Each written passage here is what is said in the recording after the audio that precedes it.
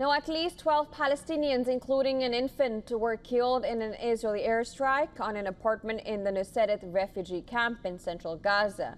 Now, eyewitnesses reported that an Israeli aircraft fired at least one missile at an apartment in the Al-Sahara area west of the Nuseirat camp. Now, a press statement by the Al-Awda hospital in the camp said that at least 12 bodies arrived at the hospital, including an infant, children and women, while 7 others were wounded from the airstrike. As per Gaza's health authorities, about 8,000 Palestinians have been killed and over 28,000 others have been injured since Israel renewed its intensive strikes in Gaza on March 18, bringing the total death toll since October 2023 to 58,765 and the injuries to 140,485.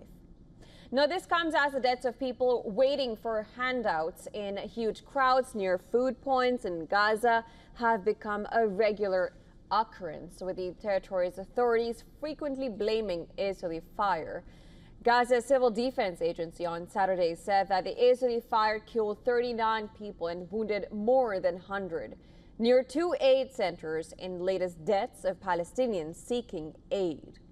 The U.S. and Israel-backed Gaza Humanitarian Foundation, which has replaced the UN agencies as the main distributor of the aid in territory, has accused militant group Hamas of fomenting unrest and shooting at civilians.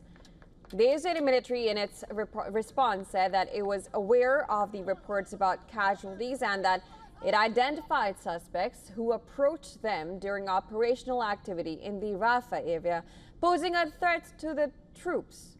Now, it stated that warning shots were fired when suspects refused to comply. The Israeli military added that the shots were fired approximately 1 kilometer away from the aid distribution site at nighttime when it's not active. In the meantime, the Gaza Humanitarian Foundation has denied the reports of deaths near its sites.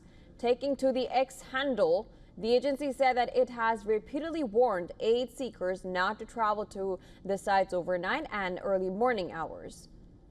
On the other side, Lebanon's health ministry said Israeli strikes killed 2 people in South Lebanon on Saturday. The ministry said an Israeli enemy drone strike killed one person in the town of Kham, while another raid hit a motorbike and killed another person in Yomor al-Shakif. Elsewhere in South Lebanon, the Israeli military said it targeted Hezbollah operatives. It's said to have killed a member of the Hezbollah elite Radwan forces, who was involved in efforts to reestablish Hezbollah's infrastructure sites in the Kham area and another in Yomor.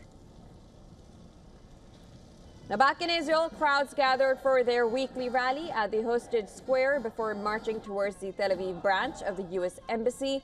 They call for a ceasefire in the war in Gaza and a deal to return the remaining hostages.